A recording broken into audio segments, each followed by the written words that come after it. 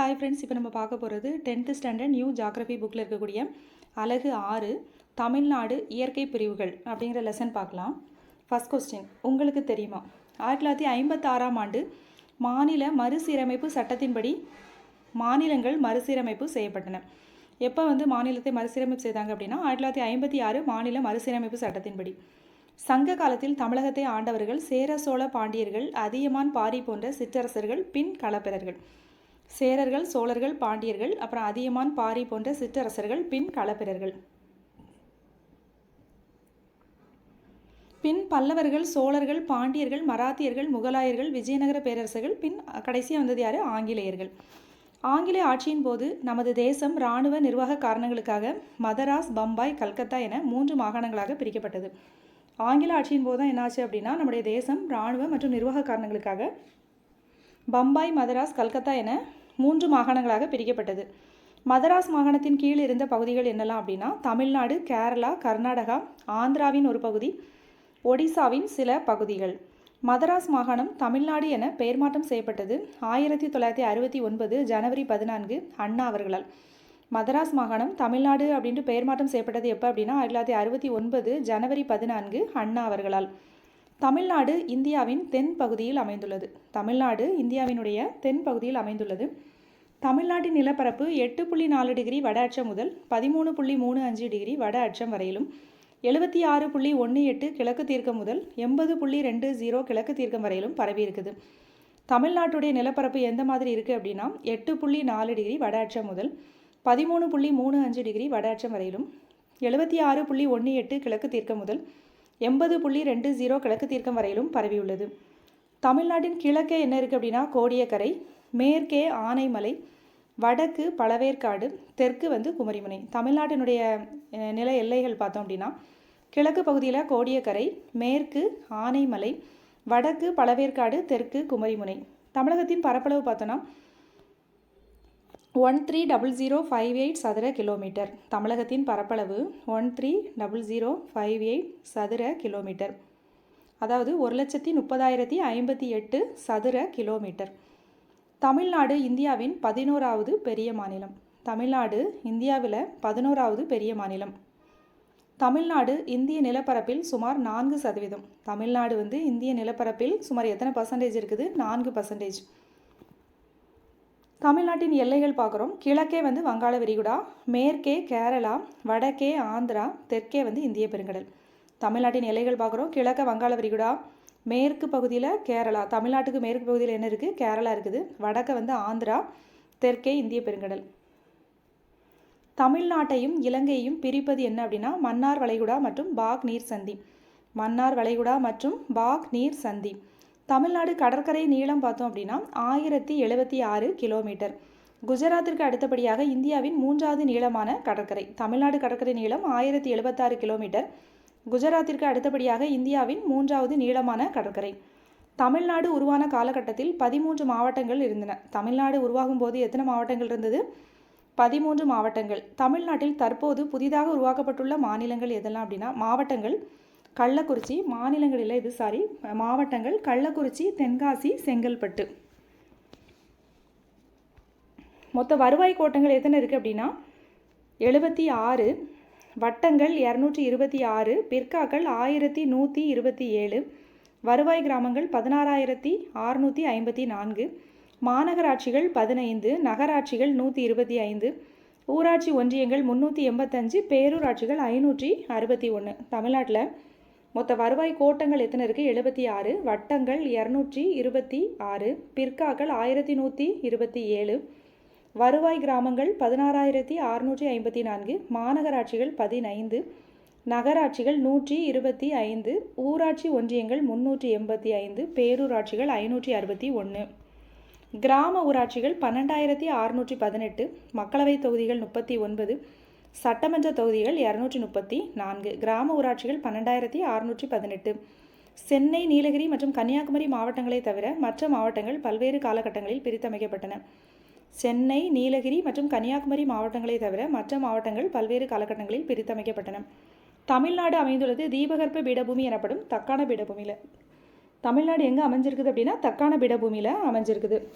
தக்கான பீடபூமி கிரேட்டேசியஸ் காலத்தில் 135 மில்லியன் ஆண்டுகளுக்கு முன் பிரிந்து சென்ற கோண்டுவானா நிலப்பகுதியிலிருந்து உருவான ஒரு பகுதி தான் தக்கான பீடபூமி. தக்கான பீடபூமி அப்படிங்கிறது என்ன அப்படின்னா, கிரேட்டேசியஸ் காலத்தில் 135 மில்லியன் ஆண்டுகளுக்கு முன்பு பிரிந்து சென்ற கோண்டுவானா நிலப்பகுதியிலிருந்து உருவான ஒரு நிலப்பகுதி தான். தமிழ்நாட்டின் நிலத்தோற்ற அமைப்பு கிழக்கு நோக்கிய சரிவை கொண்டுள்ளது. தமிழ்நாட்டின் நில அமைப்பு எப்படி இருக்குது? கிழக்கு நோக்கிய சரிவை கொண்டுள்ளது. தமிழ்நாடு நிலத்தோற்றத்தின் அடிப்படையில் 5 பெரும் பிரிவுகளாக பிரிக்கப்பட்டுள்ளது. மேற்கு தொடர்ச்சி மலை வடக்கே நீலகிரியிலிருந்து தெற்கே கன்னியாகுமரி சாமி தோப்பில் உள்ள மருதமலை வரை நீண்டுள்ளது. தமிழ்நாடு நிலத்தோற்ற அடிப்படையில் எத்தனை பிரிவாக பிரிச்சிருக்காங்க? 5 பெரும் பிரிவாக பிரிக்கப்பட்டுள்ளது. மேற்கு தொடர்ச்சி மலை எப்படி இருக்குன்னா, வடக்கே நீலகிரியிலிருந்து தெற்கே கன்னியாகுமரி சாமி தோப்பில் உள்ள மருதமலை வரை நீண்டுள்ளது. மேற்கு தொடர்ச்சி மலையின் பரப்பளவு 2500 சதுர கிலோமீட்டர். மேற்கு தொடர்ச்சி மலையில் காணப்படும் கணவாய்கள் பாலக்காட்டு கணவாய், செங்கோட்டை கணவாய், ஆரல்வாய்மொழி கணவாய், அச்சன் கோவில். மேற்கு தொடர்ச்சி மலையில் காணப்படும் கணவாய்கள் பாலக்காட்டு கணவாய், செங்கோட்டை கணவாய், ஆரல்வாய்மொழி கணவாய், அச்சன் கோவில் கணவாய்.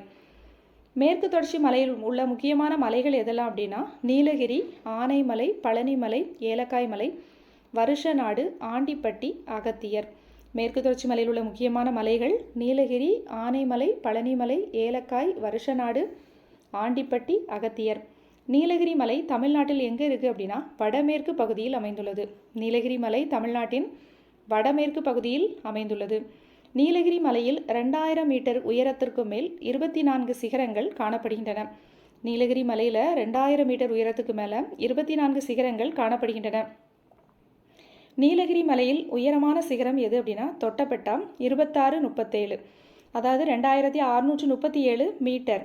முக்குருத்தி 2554 மீட்டர், அதாவது 2554 மீட்டர்.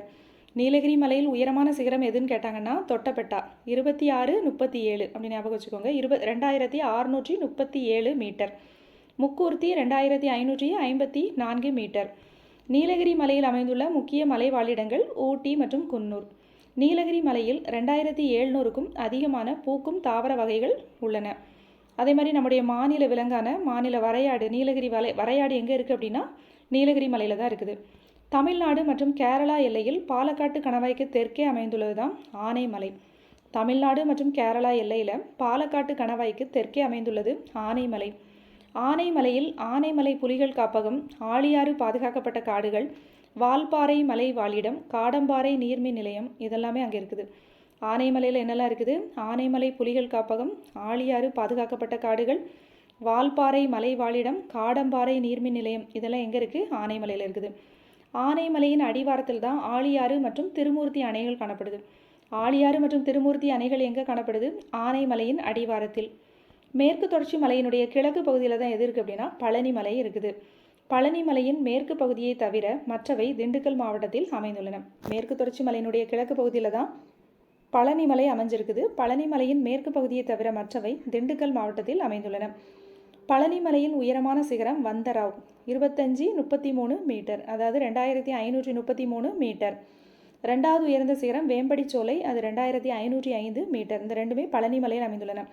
அப்போ பழனி மலையில் உயரமான சிகரம் எது அப்படின்னு கேட்டாங்கன்னா, வந்தராவ் 2533 மீட்டர். ரெண்டாவது வேம்படிச்சோலை 2505 மீட்டர், 2533 வந்தராவ். இதான் வந்து உயரமான சிகரம், பழனிமலையில் உயரமான சிகரம். கொடைக்கானல் பழனிமலையின் தென் மத்திய பகுதியில் அமைந்துள்ளது. கொடைக்கானல் எங்கே இருக்குது? பழனிமலையினுடைய தென் மத்திய பகுதியில் அமைந்துள்ளது, 2150 மீட்டர். ஏலமலை குன்றுகள் எனப்படுவது ஏலக்காய் மலைகள். அது எங்கே இருக்குன்னா, தென்மேற்கு பகுதியில் அமைஞ்சிருக்குது. ஏலமலை குன்றுகள் என்பது ஏலக்காய் மலைகள். ஏலக்காய் மலையில் காஃபி மிளகு பயிரிடப்படுகின்றன. பேர் தான் வந்து ஏலக்காய் மலை, ஆனால் அங்கே என்ன பயிரிடுறாங்கன்னா, காஃபி மிளகு பயிரிடப்படுகின்றன. ஏலக்காய் மலை வடமேற்கில் ஆனைமலை, வடகிழக்கில் பழனிமலை, தென்கிழக்கில் ஆண்டிப்பட்டி மற்றும் வருஷநாடு குன்றுகளோடு இணைகின்றன. இந்த ஏலக்காய் மலை வந்து எப்படி இணையுது அப்படின்னா, வடமேற்கில் ஆனைமலையோடும், வடகிழக்கில் பழனிமலையோடும், தென்கிழக்கில் வருஷநாடு மற்றும் ஆண்டிப்பட்டி மலைத்தொடர்கள் குன்றுகளோடும் இணைகிறது. அடுத்து மேற்கு தொடர்ச்சி மலையில் உள்ள சிகரங்கள் பார்க்குறோம், அதனுடைய உயரமும் பார்க்குறோம். ஃபஸ்ட்டு வந்து உயரமான சிகரம் எது பார்த்தோம்? தொட்டபெட்டா 2637 மீட்டர். அடுத்து Mukurthi 2554 metre. Vembadicholai 2505 metre. Perumal Malai 2234 metre. 22 அடுத்து 2, 3, 4ன்னு வரும். பெருமாள் மலை எப்படி இருக்குது? 2, 2, 3, 4. பெருமாள் மலையினுடைய உயரம் 2234 மீட்டர். கோட்டை மலை 2019 மீட்டர். பகாசுரா 1918 மீட்டர். இது வந்து பொறுத்துகளை கேட்கலாம். இதை கொடுத்து மலையினுடைய உயரம் கொடுத்தாங்கன்னா அதை நம்ம வந்து வரிசைப்படுத்துறது, இல்லைனா ஏறு வரிசையில் எழுதுக, அந்த மாதிரி எல்லாம் கேட்கலாம். தொட்டபெட்டா வந்து 2637 metre. Mukurthi 2554 metre. Vembadicholai 2505 metre. Perumal Malai 2234 metre. கோட்டை மலை 2019 மீட்டர். பகாசுரா 1918 மீட்டர். மேற்கு தொடர்ச்சி மலையின் கிழக்கு நோக்கிய நீட்சி தான் வருஷநாடு மற்றும் ஆண்டிப்பட்டி குன்றுகள். மேற்கு தொடர்ச்சி மலையினுடைய கிழக்கு நோக்கிய நீட்சி தான் வருஷநாடு மற்றும் ஆண்டிப்பட்டி குன்றுகள்.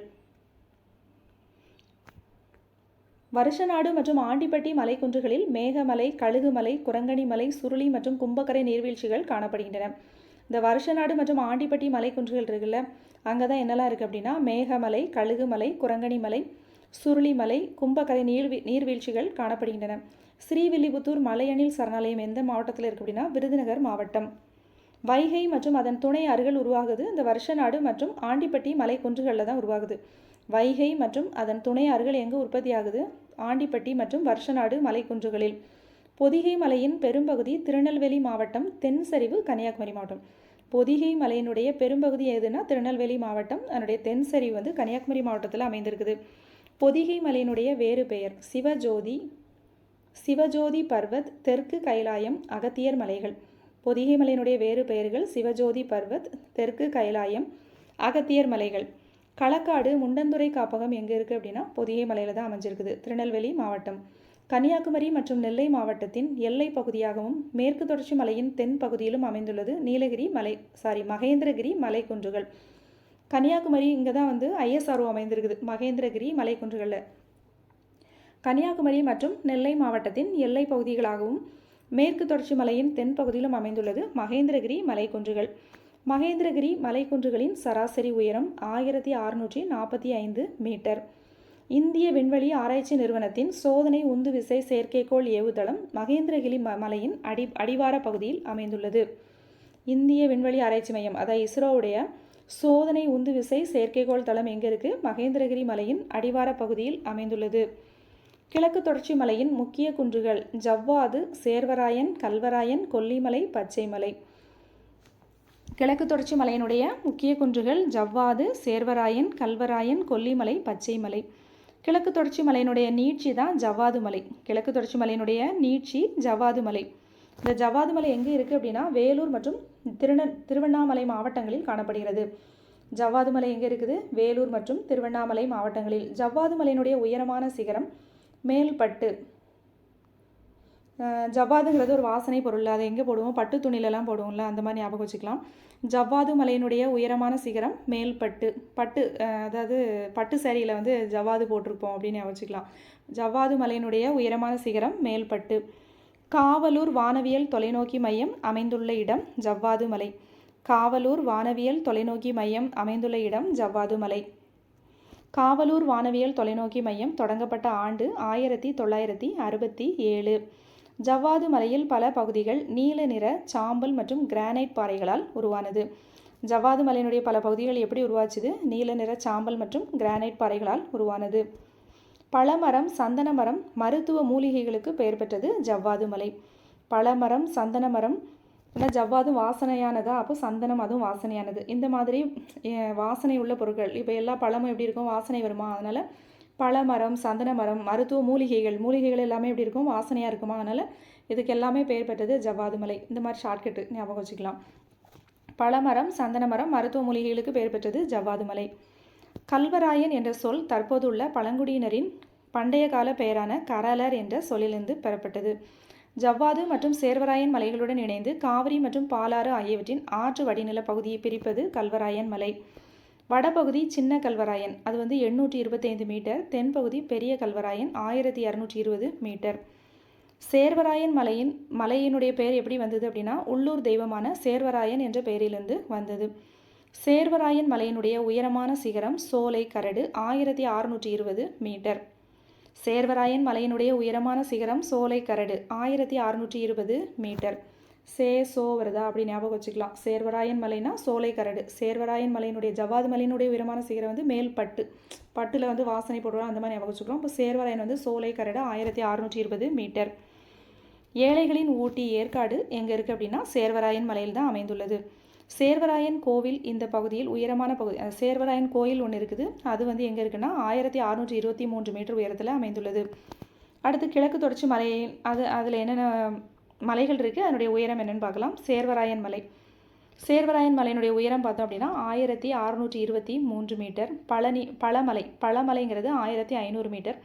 உருகமலை 1486 metre. Kuttirayan 1395. Muganur 1279 metre. Valasamalai 1034 metre. கிழக்கு தொடர்ச்சி மலையிலோட சிகரங்கள் பார்க்குறோம். சேர்வராயன் மலை தான் உயரமானது 1623, பழமலை 1500, உருகமலை 1486, குட்டிராயன் 1395, முகநூர் 1279 மீட்டர், வலசமலை 1034 மீட்டர். மலைகளின் உயரம் கடல் மட்டத்திலிருந்து அளக்கப்படும். ஒரு மலையினுடைய உயரம் வந்து எங்கேருந்து பார்ப்பாங்க அப்படின்னா கடல் மட்டத்திலிருந்து அளக்கப்படும். தமிழ்நாட்டில் அமைந்துள்ள முக்கியமான மலைகள் பார்க்குறோம்.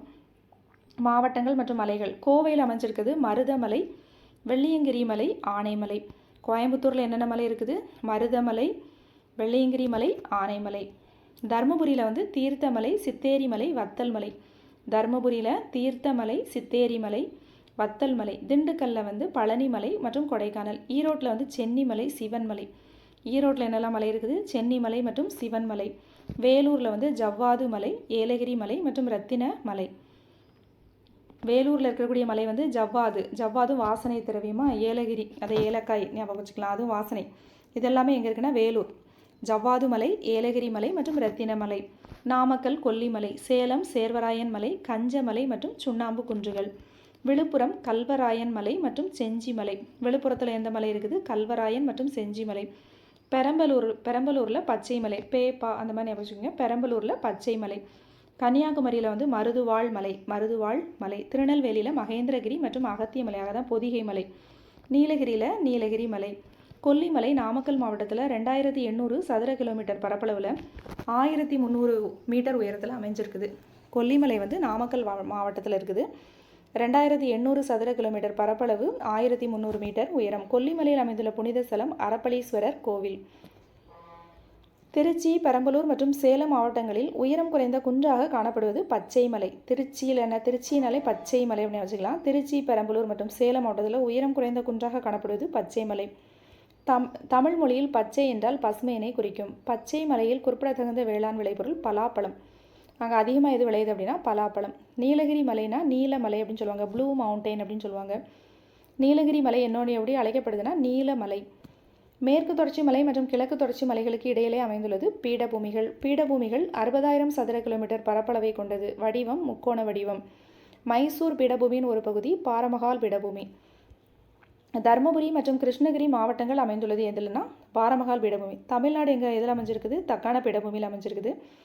அதே மாதிரி தருமபுரி மற்றும் கிருஷ்ணகிரி மாவட்டங்கள் வந்து எதில் அமைஞ்சிருக்குன்னா பாரமகால் பீடபூமியில் அமைஞ்சிருக்குது. நீலகிரி மற்றும் தருமபுரி மாவட்டங்களுக்கு இடையே அமைந்திருக்கிறது தான் கோயம்புத்தூர் பீடபூமி. நீலகிரி, தருமபுரி இருக்குல்ல, அந்த மாவட்டங்களுக்கு இடையே ஒரு பீடபூமி இருக்குது, அது பேர் வந்து கோயம்புத்தூர் பீடபூமி. கோயம்புத்தூர் பீடபூமி வந்து எந்தெந்த மாவட்டங்கள்லாம் அதில் இருக்குது அப்படின்னா சேலம், கோவை, ஈரோடு மாவட்டங்களை உள்ளடக்கியது. தருமபுரி, கிருஷ்ணகிரி வந்து எதில் அமைஞ்சிருக்குது? பாரமகால் பீடபூமியில் அமைஞ்சிருக்குது. அதுக்கு மாதிரி நீலகிரி மற்றும் தருமபுரி மாவட்டங்களுக்கு இடையில் இருக்கிறது கோயம்புத்தூர் பீடபூமி. இந்த கோயம்புத்தூர் பீடபூமி எதெல்லாம் உள்ளடக்கியதுன்னா சேலம், கோவை, அதாவது கோயம்புத்தூர் மற்றும் ஈரோட்டை உள்ளடக்கியது. கோயம்புத்தூர் பீடபூமியின் பரப்பளவு 2560 சதுர கிலோமீட்டர். கோயம்புத்தூர் பீடபூமியினை மைசூர் பீடபூமியிலிருந்து பிரிப்பது மோயர் ஆறு. கோயம்புத்தூர் பீடபூமியினை மைசூர் பீடபூமியிலிருந்து பிரிக்கிற ஆறு பேர் என்ன அப்படின்னா மோயர் ஆறு. பவானி, நொய்யல், அமராவதி ஆறுகள் கோயம்புத்தூர் பீடபூமியில் பள்ளத்தாக்குகளை உருவாக்கி உள்ளன. பவானி, நொய்யல்லாம் இந்த பக்கம் தானே பாயுது, அதனால் இது வந்து கோயம்புத்தூர் பீடபூமியில் பள்ளங்களை உருவாக்கி உள்ளன, பள்ளத்தாக்குகளை. நீலகிரியில் உள்ள பீடபூமி சிகூர் பீடபூமி. சிகூர் பீடபூமி எங்கே இருக்குது அப்படின்னா நீலகிரியில் உள்ள பீடபூமி. மதுரை மாவட்டத்தில் மதுரை பீடபூமி. வைகை மற்றும் தாமிரபரணி வடிநில பகுதிகள் காணப்படுவது மதுரை பீடபூமியில். தமிழ்நாட்டில் காணப்படும் சமவெளிகள் 2 வகை. ஒன்று வந்து உள்நாட்டு சமவெளிகள், இன்னொன்று கடற்கரை சமவெளிகள். உள்நாட்டு சமவெளிகளை உருவாக்குறது எது அப்படின்னா பாலாறு, பெண்ணையாறு, காவிரி மற்றும் தாமிரபரணி.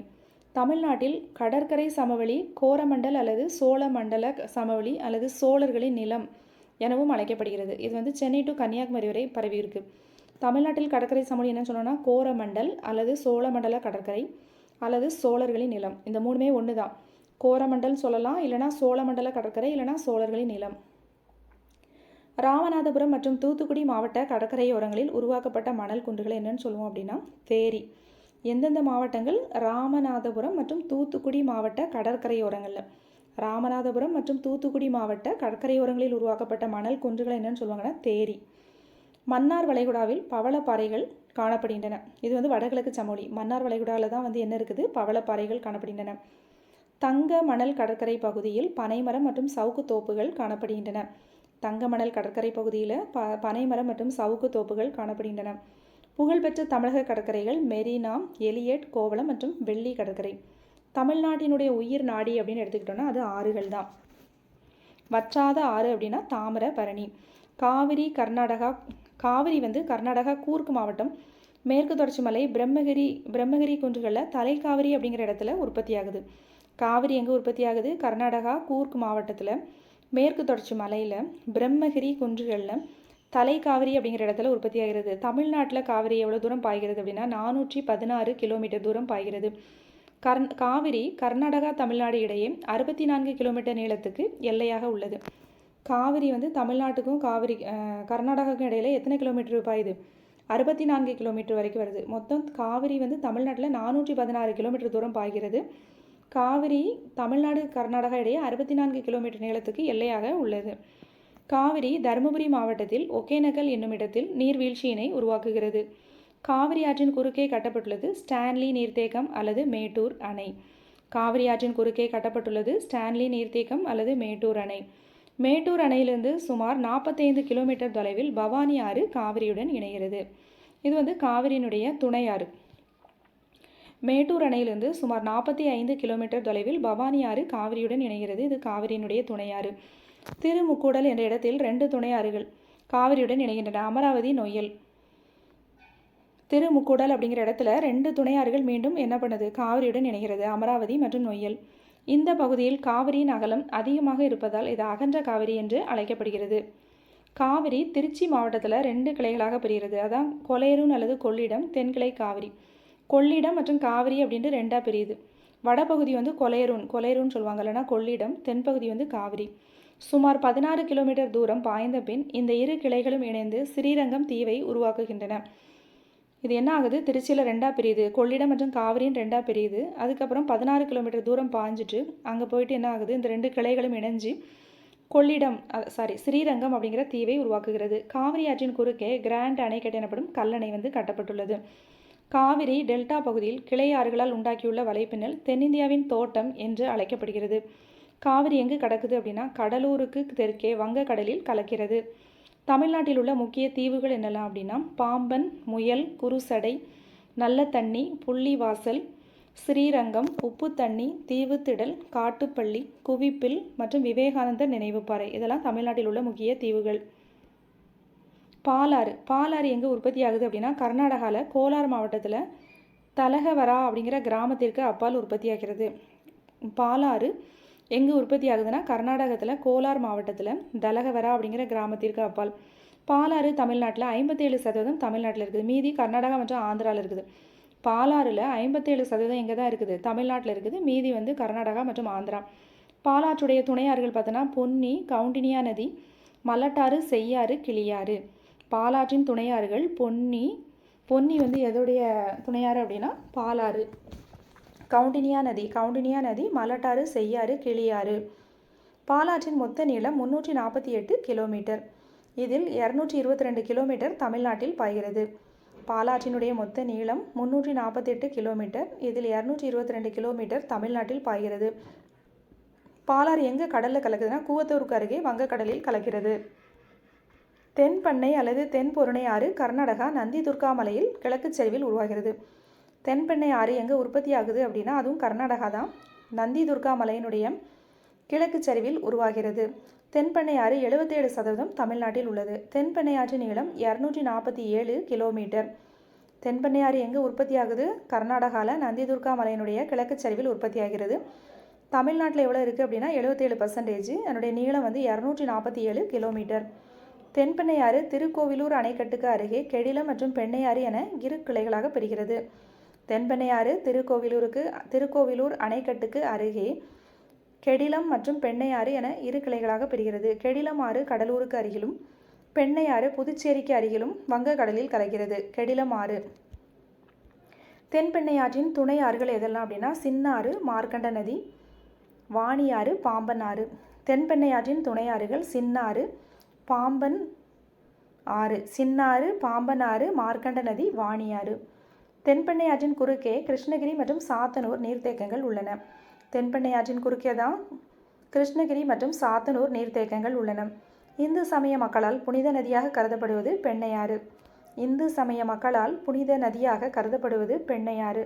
தை மாதத்தில் பெண்ணையாற்று பகுதியில் பல்வேறு விழாக்கள் கொண்டாடப்படுகின்றன. தை மாதத்தில் பெண்ணையாற்று பகுதியில் பல்வேறு விழாக்கள் கொண்டாடப்படுகின்றன. வைகை ஆறு. அடுத்து வைகை ஆறு. வைகை ஆறு வந்து மேற்கு தொடர்ச்சி மலையில் உள்ள வருஷ நாட்டு குன்றுகளின் கிழக்கு சரிவில் உற்பத்தியாகிறது. வைகையின் பரப்பளவு முழுவதுமே தமிழகத்தில் தான் அமைந்துள்ளது. வைகை ஆறு எங்கே உற்பத்தியாகுது? மேற்கு தொடர்ச்சி மலையில் உள்ள வருஷ நாட்டு குன்றுகளின் கிழக்கு சரிவில் உற்பத்தியாகிறது. வைகையின் பரப்பளவு முழுவதும் தமிழகத்தில் அமைந்துள்ளது. வைகை பாய்வது சிவகங்கை மற்றும் ராமநாதபுரம் வழியாக. வைகை ஆற்றினுடைய மொத்த நீளம் 258 கிலோமீட்டர்.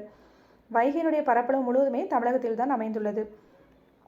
மொத்த நீளம் 258 கிலோமீட்டர். வைகை கலப்பது ராமநாதபுரம் அருகில் உள்ள பாக் நீர் சந்தியில் கலக்குது.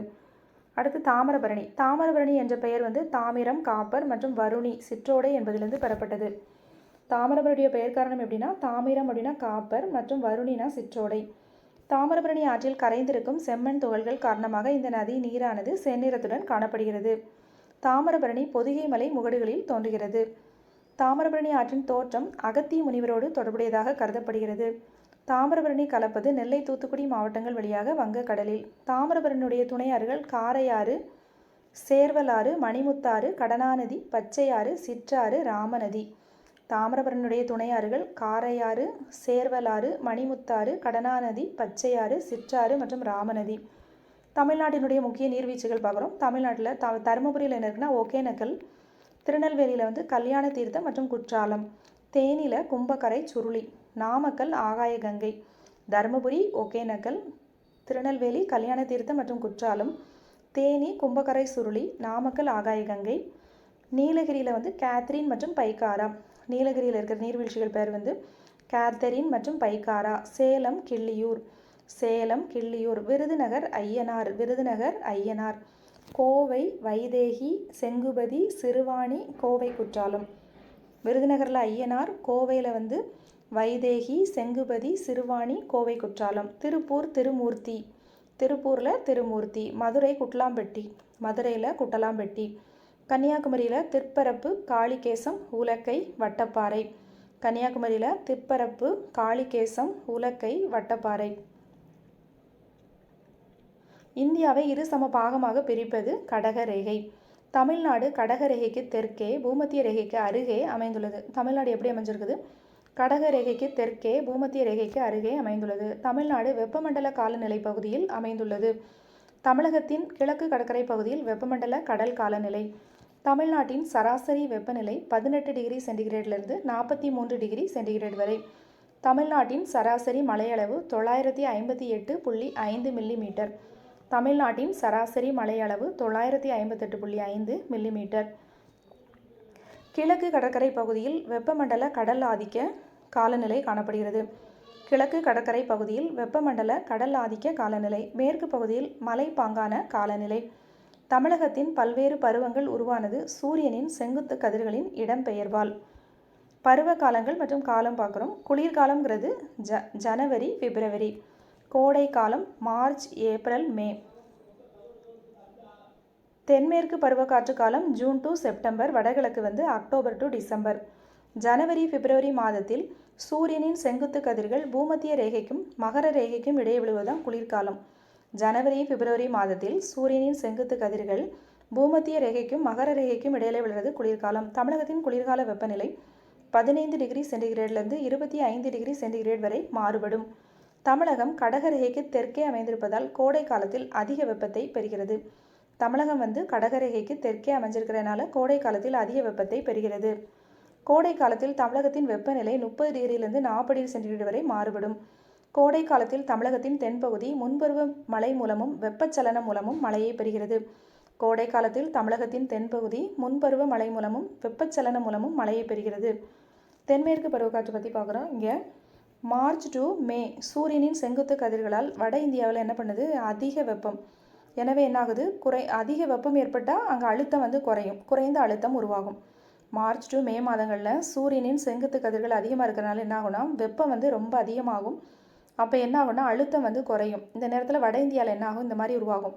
இந்த நேரத்தில் காற்று அதிகமுள்ள இந்திய பெருங்கடலிலிருந்து வீசும். அதிக அழுத்தமுள்ள இந்திய பெருங்கடலிருந்து இப்போ அழுத்தம் குறைஞ்சிருது. ஆனால் இப்போ இந்த நேரத்தில் காற்று என்ன ஆகும் அப்படின்னா அதிக அழுத்தமுள்ள இந்திய பெருங்கடலிருந்து வீசும். இதுதான் தென்மேற்கு பருவக்காற்று. இது மூலம் தான் உருவாகும். மறைவு பகுதியில் தமிழ்நாடு இருக்கிறனால தென்மேற்கு பருவக்காற்று மூலமாக தமிழ்நாட்டுக்கு ஒன்றும் பெரிய அளவில் மழை இருக்காது, குறைவான மழைப்பொழிவு. கோவை 50 சென்டிமீட்டர் மழைப்பொழிவு தான் பெறும் தென்மேற்கு பருவக்காற்று காலங்களில். பூமி சுழற்சியின் காரணமாக நகரும் அல்லது இயங்கும் பொருட்களை வட அரைக்குளத்தில் வலதுபுறமாகவும் தென் அரைக்குளத்தில் இடதுபுறமாகவும் திசைகளை மாற்றியமைக்கும் விசை கோரியாலிசிஸ் விசை. மத்திய ஆசியா மற்றும் வட இந்திய பகுதியில் உருவாகும் அதிக அழுத்தம் வடகிழக்கு பருவக்காற்று உருவாகிறது. வடகிழக்கு பருவக்காற்று எப்படி உருவாகுது அப்படின்னா மத்திய ஆசியா மற்றும் வட இந்திய பகுதியில் உருவாகும் அதிக அழுத்தம். முதல்ல என்ன பார்த்தோம், தென்மேற்கு பருவக்காற்றில் வெப்பம் அதிகமாகும். அப்போ அழுத்தம் குறையும். இப்போ என்ன ஆகும் அப்படின்னா வடகிழக்கு பருவக்காற்றுக்கும் போது அழுத்தம் அதிகமாகும். அழுத்தம் அதிகமாகும் போது என்னாகும், வடகிழக்கு பருவக்காற்று உருவாகும். வடகிழக்கு பருவக்காற்றுக்கு இன்னொரு பேர் என்ன அப்படின்னா பின்னடையும் பருவக்காற்று. வடகிழக்கு பருவக்காற்றின் மூலம் தமிழ்நாட்டில் மழையளவு பார்த்தோன்னா 48%. கடற்கரை பகுதியிலலாம் 60% இருக்கும். உள் மாவட்டங்களில் 50-60% இருக்கும். காமனாக தமிழ்நாட்டில் மழையளவு பார்த்தீங்கன்னா 48%. வடகிழக்கு பருவக்காற்று காலத்தில் வெப்பமண்டல சூறாவளிகள் உருவாகின்றன. தமிழ்நாட்டில் 50% மழை வெப்பமண்டல சூறாவளிகள் மூலம்தான் கிடைக்குது. வடகிழக்கு பருவக்காற்று காலத்தில் வெப்பமண்டல சூறாவளிகள்லாம் உருவாகும். தமிழ்நாட்டில் 50% மழை இந்த வெப்பமண்டல சூறாவளிகள் மூலம் தான் கிடைக்குது. வெப்பமண்டல சூறாவளி பயிர், உயிர் மற்றும் உடைமைகளுக்கு சேதத்தை ஏற்படுத்துகின்றன. இதனால தான் என்ன ஆகுனா வடகிழக்கு பருவக்காற்று காலத்தில் கடற்கரை பகுதிகள் அதிகமான சேதத்தை ஏற்படுத்தும். வால்பாறைக்கு அருகில் உள்ள சின்ன கல்லார் தமிழ்நாட்டின் மிக அதிக மழை பெறும் பகுதி. இந்தியாவில் 3வது அதிக மழை பெறும் பகுதி.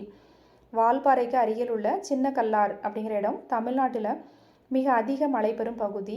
இந்தியாவில் 3வது அதிக மழை பெறும் பகுதி. புதுப்பிக்க இயலாத வளம் என்ன அப்படின்னா மண்.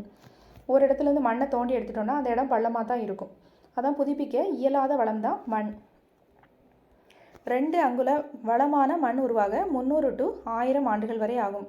ஒரு 2 அங்குலம் வளமான மண் உருவாகணும் அப்படின்னா 300 to 1000 ஆண்டுகள் ஆகும். மண்ணின் தன்மை சார்ந்தது காலநிலை, தாய்ப்பாறைகள் மற்றும் தாவர மூட்டம். தமிழ்நாட்டின் மண் வகை எத்தனை வகைப்படும் அப்படின்னா 5 வகைப்படும். ஆறுகளால் படிய வைக்கப்படும் நுண்படிவுகளால் உருவாகுது வண்டல் மண். வண்டல் மண்ணில் என்ன சத்து கம்மியாக இருக்கும் அப்படின்னா இலை மட்கு மற்றும் நைட்ரஜன் சத்துக்கள் கம்மியாக இருக்கும்.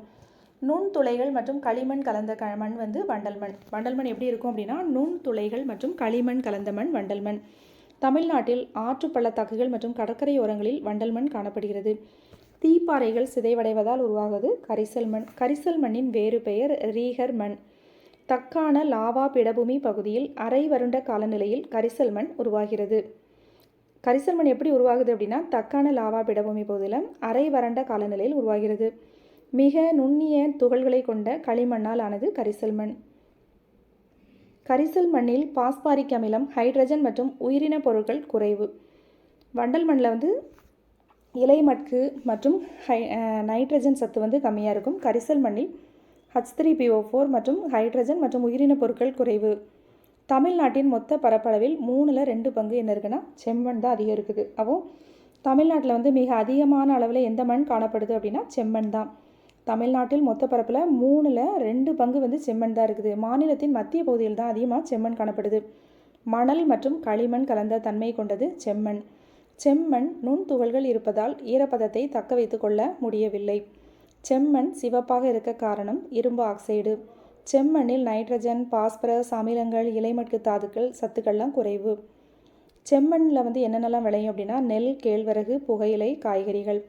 செம்மண் எங்கே அதிகமாக காணப்படுது அப்படின்னா சிவகங்கை. சத்துக்கள் அடித்து செல்லப்படுவதால் உருவாவது சரளை மண், வளமற்ற மண். சரளை மண் காணப்படுவது திருவாரூர், தஞ்சை, நீலகிரி. சரளை மண்ணில் நெல், இஞ்சி, மிளகு, வாழைலாம் அதிகமாக விளையுது. தேயிலை மற்றும் காஃபி பயிரிட ஏற்றது சரளை மண். தமிழ்நாட்டில் சோழமண்டல கடற்கரை பகுதியில் மட்டும் காணப்படுவது உவர்மண். உவர்மண் வேதாரண்யம் பகுதியில் உள்ளது. மண்ணரிப்பின் முக்கிய காரணம் காடுகள் அழிப்பு, அதிக மேய்ப்பு, நகரமயமாக்கம், அதிக மழைப்பொழிவு. காடுகள் அழிப்பு, அதிக மேய்ப்பு, நகரமயமாக்கம், அதிக மழைப்பொழிவு. தமிழ்நாடு எதிர்கொள்ளும் முக்கிய பிரச்சனைகளில் ஒன்று பாலைவனமாதல். இந்திய விண்வெளி ஆராய்ச்சி நிறுவனம் தயாரித்த பாலைவனமாதல் நில வரைபடத்தின்படி மொத்த நிலப்பரப்பில் 12% பாலைவனமாதல் மற்றும் நிலச்சீரழிவு என்ற இரு நிலைகள் கண்டறியப்பட்டுள்ளது. இந்திய விண்வெளி ஆராய்ச்சி நிறுவனம் தயாரித்த பாலைவனமாதல் நில வரைபடத்தின்படி மொத்த நிலப்பரப்பில் 12% பாலைவனமாதல் மற்றும் நிலச்சீரழிவு என்ற இரு நிலைகள் கண்டறியப்பட்டுள்ளது. பாலைவனமாதலால் பாதிப்புக்குள்ளாகும் மாவட்டங்கள் தேனி, நீலகிரி, கன்னியாகுமரி. பாலைவனமாதலால் பாதிப்புக்குள்ளாகும் மாவட்டங்கள் தேனி, நீலகிரி, கன்னியாகுமரி. தேனி மற்றும் ராஜபாளையம் பகுதிகளில் சுமார் 12,000 ஹெக்டேர், அதாவது 120 சதுர கிலோமீட்டர் நிலம் காற்றடி மணல் படிவுகளால் பாதிக்கப்பட்டுள்ளது. இயற்கை தாவரங்களின் பரவலை கட்டுப்படுத்தும் முக்கிய காரணிகள் நிலத்தோற்றம், மண்ணின் தன்மை, வெப்பநிலை, மழைப்பொழிவு. நிலத்தோற்றம், மண்ணின் தன்மை, வெப்பநிலை, மழைப்பொழிவு. 1988 தேசிய வன கொள்கையின்படி புவிப்பரப்பில் 1/3 காடுகளால் சூழப்பட்டிருக்க வேண்டும். ஆனால் தமிழ்நாட்டில் குறைவு. 1988 தேசிய வன கொள்கை என்ன சொல்லுது அப்படின்னா புவிப்பரப்பில் 1/3 காடுகளால் சூழப்பட்டிருக்க வேண்டும். ஆனால் தமிழ்நாட்டில் குறைவு. 2017 மாநில வன அறிக்கையின்படி தமிழ்நாட்டில் உள்ள காடுகளின் பரப்பளவு 26.281 சதுர கிலோமீட்டர். இது மொத்த பரப்பளவில் 20.21%. 2017 மாநில வன அறிக்கையின்படி தமிழ்நாட்டில் உள்ள காடுகளின் பரப்பளவு 26.281 சதுர கிலோமீட்டர். இது மொத்த பரப்பளவில் 20.21%.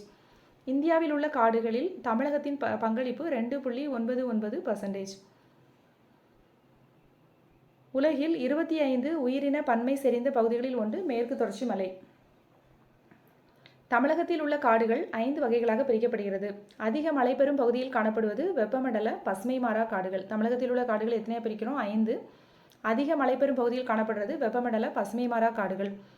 அரை பசுமை மாறா காடுகள் உப அயனமண்டல காலநிலை நிலவும் கிழக்கு தொடர்ச்சி மலைப்பகுதியில் காணப்படுகிறது. அரை பசுமை மாறா காடுகள் உப அயனமண்டல காலநிலை நிலவும் கிழக்கு தொடர்ச்சி மலைப்பகுதியில் காணப்படுகிறது.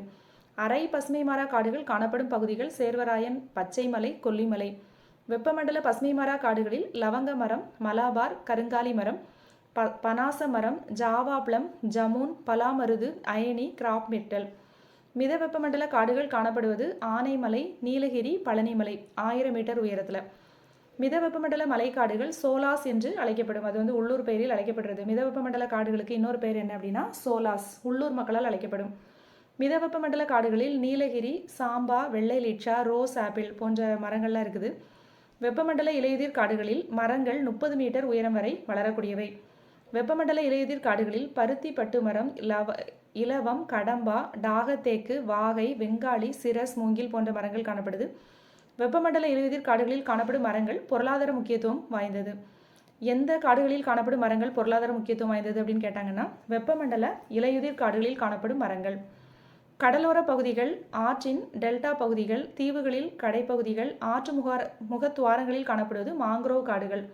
மாங்க்ரோவ் காடுகளில் ஆசிய மாங்க்ரோவ், வெள்ளை மாங்க்ரோவ், காட்டுமல்லி, இந்தியன் பிரிவேட் இவை வந்து ஒவ்வொரு நீரிலும் வாழக்கூடிய மரங்கள். மாங்க்ரோவ் காடுகள் பிச்சாவரம், வேதாரண்யம், முத்துப்பேட்டை, சத்திரம் மற்றும் தூத்துக்குடி போன்ற மாவட்டங்களில் காணப்படுது. கடல் அலைகள் மற்றும் புயலால் ஏற்படும் பாதிப்பிலிருந்து கடற்கரை பகுதிகளை பாதுகாப்பது சதுப்பு நில தாவரங்கள்.